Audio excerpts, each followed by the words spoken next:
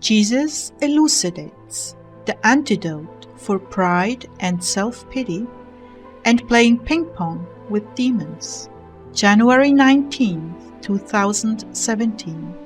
Words from Jesus to Sister Clare, spoken by Jackie.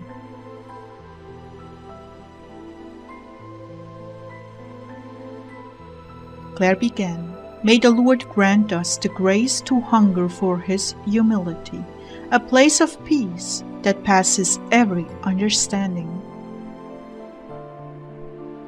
I feel so much safer and so much more secure in the littlest place, and yet the flesh fights against that, especially when you're a parent of sorts and trying to bring wisdom from the Lord.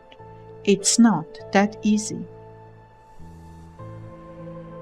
Well, I've learned through the nitty-gritty of marriage that there is a greater value on humility than on always having the answers. It really went against my grain to have to bend my mind to my husband's take on things, but a tangible peace would settle in when I honored him above the purse of my own opinions.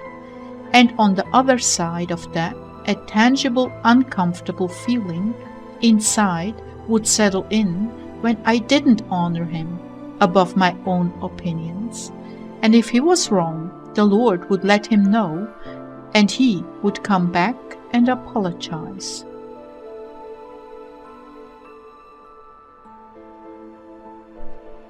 Well, this same heart is so necessary in all relationships, and recently I've discovered a hardness in my heart towards extended family due to differences in ways of thinking. The enemy longs to create division in my family, but the Lord, being ever vigilant, addressed this today. My sheep hear my voice, and another they will not follow. They will run from another voice, and that has to do with the situation I'm talking about. So I came to the Lord thinking, it's probably unforgiveness here.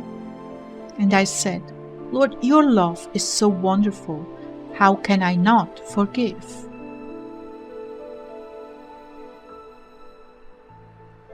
Jesus answered, it is the wound that troubles you, exasperated by demons of division. Lord, how do I overcome this?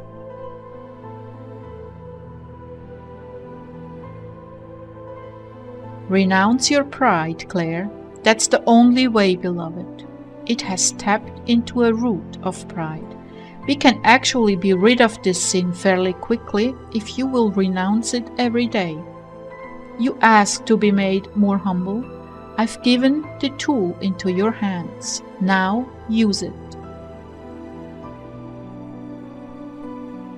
Wow, sometimes I wish you weren't so fast and faithful. Then I could have a pity party and feel good about it. And sour all our listeners? You're right, renouncing is by far the better alternative. I will heal all the damage the wound has done if you will be faithful to break fellowship with your pride. It cannot taunt you without your agreement. If you refuse to go into agreement with it, even if it slaps you in the face, which it will do, as I allow greater and greater humiliations of this sort. So if you refuse to agree, this demon will have to go elsewhere. Rather, shall I say, this stronghold will be taken down brick by brick every time you renounce it. I want you to be free of this once and for all, but you must work hard at it. You see, my people, indeed I want you freed from the snare, a bird soaring on the winds of love, not locked into a dungeon of self-pity, causing your life to pass you by. When you go there, all that I've imparted to you gets locked up too. So I promise you the demons lay a trap for you by others being outright disrespectful or not paying heed to you. Then they deliver a blow, causing rejection in your heart. Your flesh, for the sake of survival, wants to return the blow, and the moment you entertain that wound and think badly about those who wounded you, or get into defensive mode, that very moment they start setting the pillars in concrete in your heart, and you and all the gifts I've given you sink into the trap, locked securely behind the bars of self-pity and retaliation. Children, there is no harm that can be done to you greater than increasing your pride and indignation. You will be playing ping-pong with demons through the bars in this self-imposed prison, in every exchange with people on the outside.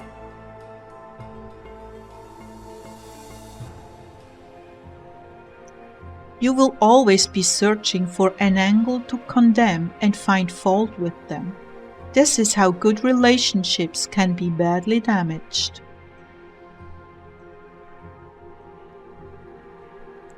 If you are in the right and no one listens, and you are quiet, forgiving and dismissive of pride, nothing can touch you, and they just wasted their time.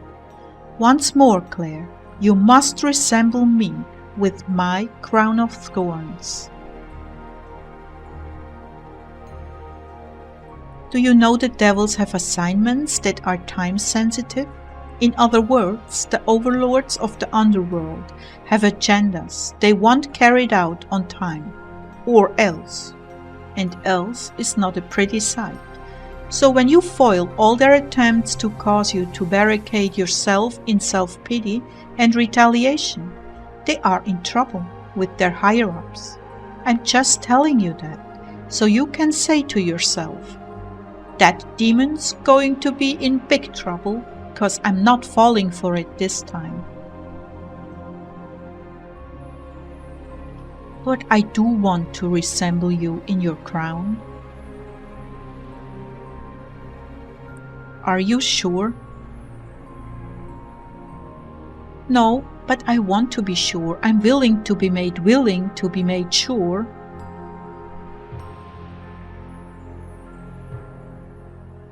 I only chide you, dearest, so you will remember this when your heart starts to ache. Remember that very little nun who was sent to teach the novices who had just come from the world and entered the convent. When she arrived in the room to give the lesson, one of the novices had taken her chair, and there was no place for her to sit. So, what did she do? It is so worthy of being repeated. She sat on the floor and gave them her lesson. However, no lesson could have been more eloquent than her choice to lower herself to the floor in the midst of those who had yet much to learn. This is the kind of humility you must have to be free from this cage of self-pity and retaliation. Oh, the lessons are endless, Clare. Truly, there are a million ways to be humbled. Some of them are less painful than others. None of them are pleasant to the soul who has a pride stronghold.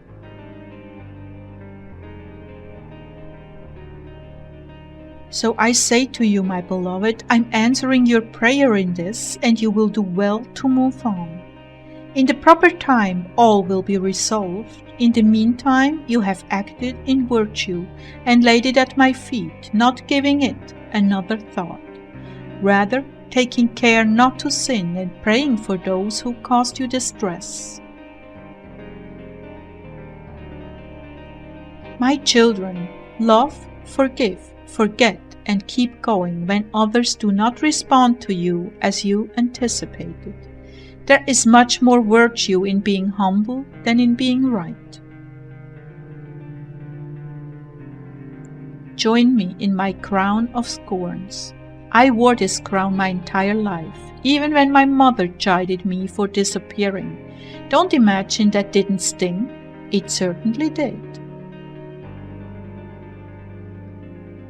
But when you, my precious spouse, wear that crown, I adorn it with the most heavenly, fragrant roses, the aroma of which mounts up on high, even into the throne room of my Father, and brings with it the promise of grace. So bend the knee to these lessons, my dear ones. There is no way you can lose in being more little and more humble, and renounce your pride every day. I will do the rest.